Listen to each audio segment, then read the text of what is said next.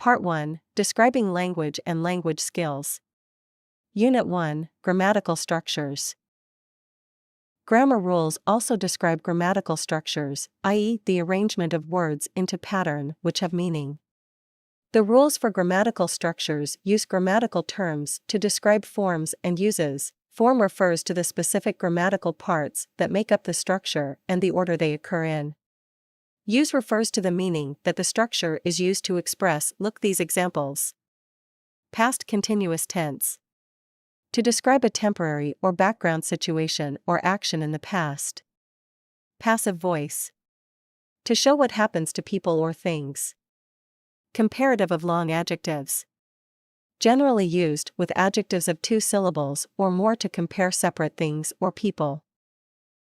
Passive voice. To show what happens to people or things. Comparative of long adjectives. Generally used with adjectives of 2 syllables or more to compare separate things or people. Parts of speech. There are 8 parts of speech in the English language: noun, pronoun, verb, adjective, adverb, preposition, conjunction, and interjection. The part of speech indicates how the word functions in meaning as well as grammatically within the sentence. Nouns. A noun is a person, place, or thing. Girl. Bus. Jacket. Cat. School. A verb tells what action someone is doing. A verb also can express a state of being. A pronoun is used in place of a noun. It is an easy way to name a person/place/thing. An adjective describes a noun or a pronoun. It tells what kind, how many, or which one. An adjective describes a noun or a pronoun. It tells what manner, time, place, and frequency. Lexis. Lexis is individual words or sets of words, i.e., vocabulary items, that have a specific meaning. Examples: tree, get up, first of all. Vocabulary items have different kinds of meaning. It may describe the thing or idea of the item. Denotation. E.g., a plant having a permanently woody main stem or trunk, branches, and leaves. Prefixes and suffixes. Prefixes. A prefix is a word or part of a word that is placed in the front of another word to change its meaning.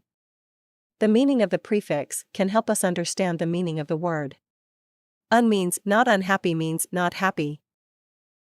The meaning of the suffix can help us understand the meaning of the word. Means person who does an action. Teacher means person who teaches.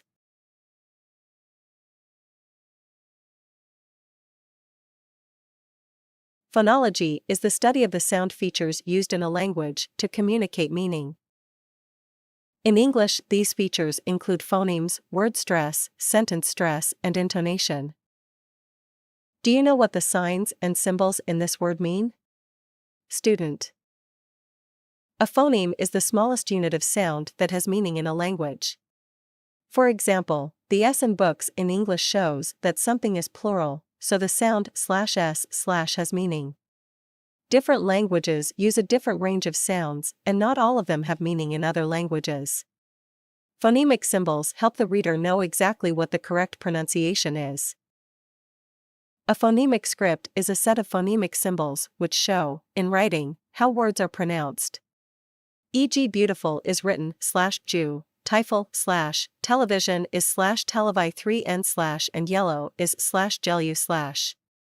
Dictionaries use phonemic script to show the pronunciation of words. They usually have a list of all the phonemic symbols at the beginning of the book, together with an example of the sound each symbol represents.